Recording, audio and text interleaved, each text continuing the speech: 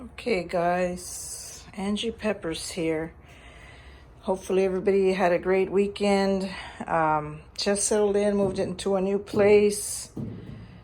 Had a little kitchen area where I used to live, and I moved. So I'm out here in the washroom area now, but I seem to have fixed my little area now to suit me now. Moved my things in. I'm still getting settled in. So hopefully everybody's good out there. So this segment I'm going to do is March 1st is today. And so I'm starting on propagations. Propagation is when you're taking parts of a plant or a tree or something. You're taking cuttings from the mother, and then you are trying to clone the mother plant, and you're creating new ones. In this case, I did some ruby reds, put a little bit of root hormone, whichever one that you prefer, onto the tips, or the ends of the plant. What I do is I like to soak it. Today's segment, I'm going to do it on the shrimp plant. It's one of my most popular plants for myself, one of my favorites. Call it a shrimp plant because it kind of looks like a shrimp, I guess. Very interesting little plant. That's how it blooms. That's its flower. Pretty cool, huh? Look at this one right here. See, it kind of looks like little bitty eyes and little hands, I guess. And so this plant doesn't require too much sun. As you can see here, I have this in a pot, but I'm going to try to put it in the ground. Very interesting, pretty little plant that I really, really like. So I've already started taking a shortcut here. I took some cuttings. You want to take the cuttings probably from the top part of the growth. So when there's new growths popping out of the plants, you see how I took the cutting off there? Notice how it's got the little nodes there. That's where the new the new growth will pop out. You want these for when you dip it in that hormone growth, and then you put it in the ground, and that's going to generate some new growth. So I took some of those off the tips where the new growth is. In this case, in the grapefruit tree, I took the growth from the top. When it's throwing out that new growth from the tips of the branches, I took pieces of it. So as you know here, I've already taken a little shortcut here. And this is what you call propagation. Now, with that being said, once you cut off the tips of the growth, what's going to start happening is, of course, you've cut it off from its life source, so it's going to start to die. So what I do is you just get a pair of scissors or whatever, you're going to cut some of the leaves off. This has no flowers, obviously, because this is, like I said, I took some of the tips off the growth of the ruby red grapefruit tree because I wanted to generate and clone the mother. Like I said, you can get yourself some scissors or whatnot, because what's going to start happening when the plant starts to die, these leaves are sucking the energy out of this cut stem. So like I said, you can cut some of the leaves off, or most of the leaves off, because it's going to start stressing a little bit. And then hopefully, like I said, you get yourself some planters or however you want, so potting soil of your choice or whatever. And you kind of water it through a little bit before you put the plants in there. And then after that, like I said, what I do is when you get yourself, a little jar or something, and you kind of let the stem soak. You see those nodes up in there? The little openings where those new growths are going to pop out, where the root is going to pop out of there. And that's what we want. So I'd say about maybe 15 minutes or so, you soak the little cut stems.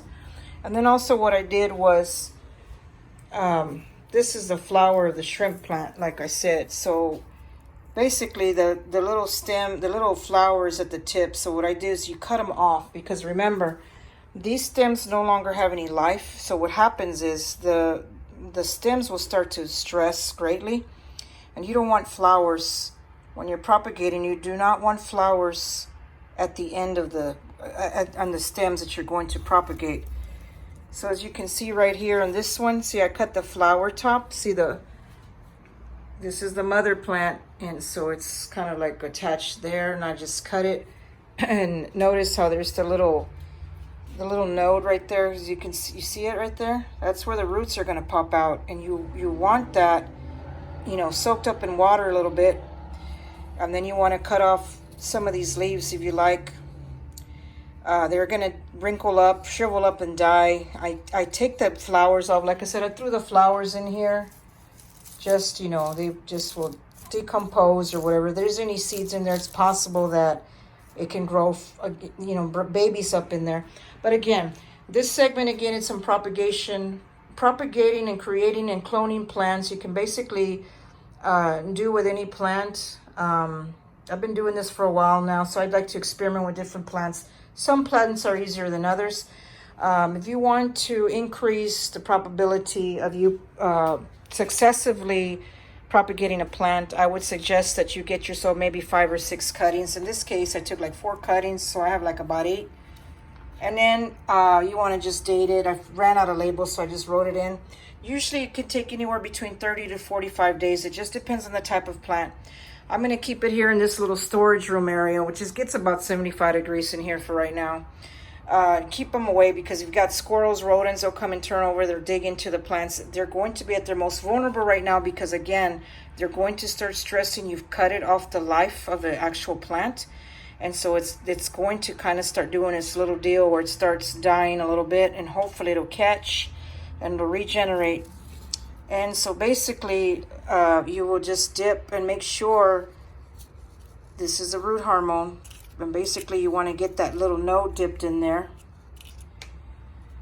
And then what you will do next is this pot right here. I made like a hole in there, probably like an inch or so. And you want it in there. And then you'll be covering it with soil. So I'm just kind of showing you here. I'm sorry, I don't have a hands-free. Same thing right here. You can cut this end of the plant a little bit more if you want, but you see, again, so that it could reach. So again, I'm just demonstrating a propagation. See, here's another one here. And then you see the little node, that is where the growth, the root is going to come out. And like I said, you want to make sure that that gets a little, see how it gets in there, and just kind of dust it off a little bit. And that's the root hormone. And this powdery substance is going to help in the aid of generating that growth to come out. And then hopefully you can clone the shrimp plant, and then you'll have some new growths, and then you can go ahead. So again, I will be doing, you know, spring is coming. I just moved in. I'm settling in.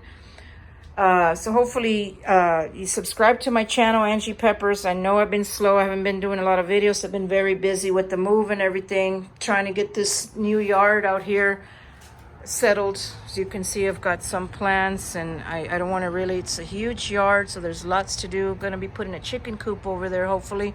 Get me some chickens and things like that. But I just wanted to do this segment on the shrimp plant. So very, very interesting looking little plant. So I love this plant, and I wanted to make more out of this mother one. You can put it in the ground. In this case, I brought it with me. It's in a pot. And eventually I'm going to be putting it in the ground probably. Very interesting plant. And like I said, this is just a segment on propagation. If you guys have any questions, please send me a message, email me, or whatever. And just wanted to do a quick segment. I hope everybody's doing great. I've missed all of y'all. Please subscribe. Let your friends know. I'll be putting in some new segments coming soon. All right, you guys have a good one. Angie Peppers out.